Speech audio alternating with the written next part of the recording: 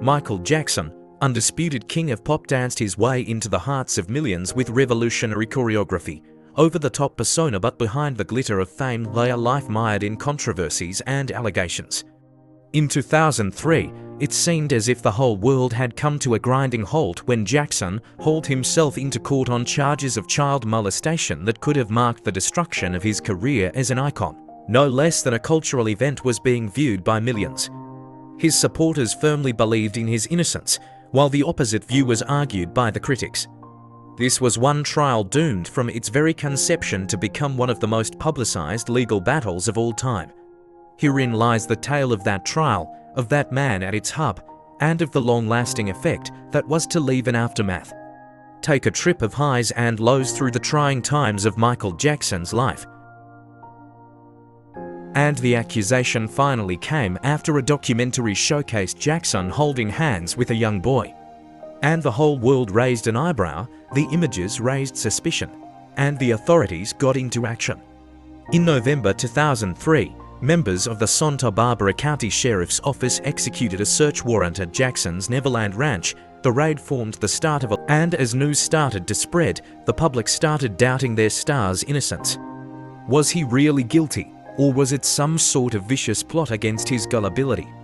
The line between fact and manipulation became very vague, leading up to a shadow in the upcoming trial.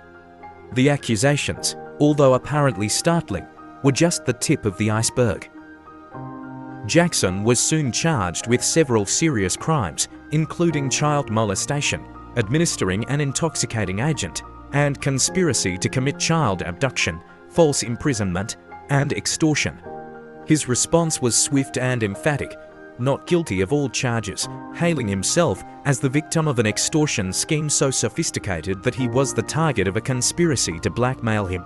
These were serious charges carrying serious penalties, up to many years in prison. Jackson's defense had the daunting burden of proving otherwise to a jury of 12 and to a world ready to pass judgment upon him. Jackson would fight for his innocence. It was going to be a titanic battle inside the courtroom, a real battle. The prosecution put forward its case in opposition to Jackson in an effort to show his unquestionable guilt. One by one, witnesses, sequences, and chains, accuser and his family included, among others, unfolded the miserable story of seduction and rape in Neverland Ranch. It stated that he would take children away by promising wonders through money and fame to be brought close enough so their trust was built upon innocent childhood nature, and thus getting close to him would further tempt the weak mind and innocent body to abuse his sedatives or some powerful tranquilizer-laced wine as the famous Christ named Jesus juice. There were tension moments. Each testimony had just thrust a deep wedge in that unscratched white plaque, the previously faultless picture of Michael Jackson.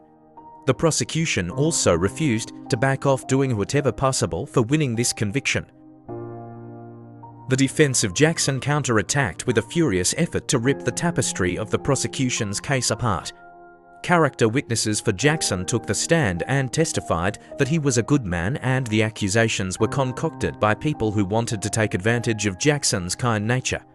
They attacked the inconsistencies in the accuser's story and his prior statements as evidence of motives of financial gain. The defense made Jackson out to be a man-child, someone who loved children in a non-malicious, innocent way. They pointed out Jackson's philanthropy and dedication to helping the needy, contrasting the image of a predator.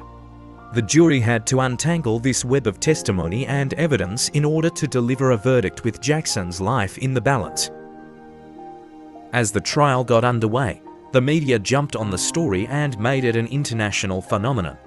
Every morsel of information was chewed over, argued over, and debated in all forms of televisual and press format, from radio through to burgeoning internet. Anchors speculated about Jackson's guilt, while tabloids indulged every salacious rumor. The paparazzi staked out the courthouse steps, recording his every step. The public was divided. Staunchly dedicated fans rallied, showing unequivocal support for their man, while protesters demanded due process. It became a trial as a circus, burying the levity of the charges against Jackson beneath an unseemly three-ring circus. And the world tuned in, watching Jackson's life, the ultimate reality TV tragedy broadcast for the whole world in horrified fascination. the public image of Michael Jackson, already marked by eccentricity and controversy, was dealt a heavy blow in court. His iconic status did little to protect him from the most scathing scrutiny and judgment. Media dug up old scandals, portraying him as a recluse who lived in a fantasy world, cut off from reality. The once adorable persona of Jackson was now an object of ridicule and suspicion. His health visibly deteriorated, and his appearances became increasingly erratic. The King of Pop, once a symbol of magic and wonder, stood before the world a man beleaguered by the very fame he once cherished. Whatever the verdict, the trial had already ruined his legacy. After months of wrenching deliberation, the jury had their verdict. On June 13, 2005, Michael Jackson was found not guilty on all counts. Pandemonium was unleashed in the mix of emotions, relief, incredulity. Outside, fans cheered as their faith in Jackson had been vindicated. To many, though, the verdict did little to wipe away the damage that had been perpetrated against Jackson's image. The trial left indelible scars upon his soul and career. Relief came with a weight upon Jackson from what he had endured. The acquittal aside, the world's perception of him would never be the same. Justice was served, but at an immeasurable cost in the life of Jackson. After the trial, Jackson went into seclusion, a shadow of his former self. He never went back to Neverland because he could not go back to a place which had been his sanctuary and yet his downfall. His health, always poor, continued to deteriorate with the stress of the trial and the relentless scrutiny of the public. Matters only got worse as his financial situation continued to decline, and he was even forced to sell assets and live. Never again would his career regain momentum. He was to become a recluse. In 2009, the life of Jackson tragically ended but left behind a legacy with both brilliance and controversy. The trial was over, but the story of Michael Jackson was far from over. Today, Michael Jackson remains an immensely complex figure. Brilliant undeniably as an artist, a force in the music and cultural landscape, paralleled by those allegations and trial. And the question of how his story should be remembered, as a man whose life seemed a balance between brilliance and darkness, remains today just as divisive. That was the life of Michael Jackson, dazzling, enigmatic, and profoundly human. While we remember the King of Pop, let us put the artist into perspective with the man and take cognizance of what the artist achieved, but not to forget what was said and where he stood during the trial.